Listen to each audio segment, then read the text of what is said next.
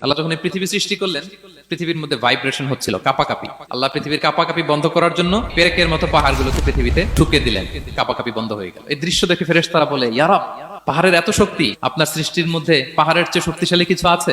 আল্লাহ বললেন আছে। সেটা কি? আল্লাহ বললেন সেটা লোহা, কারণ লোহা দিয়ে পাহাড় কাটা যায়, ঠিক কিনা? লোহার কথা শুনে ফেরেশতারা অবাক।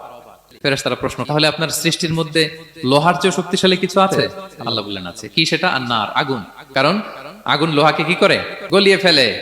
ফেরেশতারা শুধু অবাকই হচ্ছে। ফেরেশতারা বলে, আগুনের চেয়ে শক্তিশালী কিছু আছে? আল্লাহ বলে আছে, আলমা, পানি। কারণ আগুনে দাউ দাউ করে জ্বলে ওঠা আগুনের মধ্যে পানি দিলে আগুন অস্তিত্ব হারায়। ফেরেশতারা শুধু অবাকই হচ্ছে। তারা বলে, তাহলে পানির চেয়ে শক্তিশালী কিছু আছে? আল্লাহ বলেন আছে, রিহ, বাতাস। কারণ বাতাস পানিকে একদিক থেকে আরেক দিকে নিয়ে যায়। জলের মধ্যে বায়ুর উচ্ছ্বাস লাগলে জলোচ্ছ্বাস তৈরি হয়, ঠিক কিনা? ফেরেশতারা আবার অবাক হয়ে বলে, তাহলে বাতাসের চেয়ে শক্তিশালী কিছু আছে? আল্লাহ বললেন আছে। সেটা কি? বলতেছে বনি আদম। ওই মানুষ শক্তিশালী যে গোপনে দান করে, এত গোপনে যে ডান হাত কি দান করলো, বা হাত সেটা টের পায় না। পড়েন সুবহানাল্লাহ।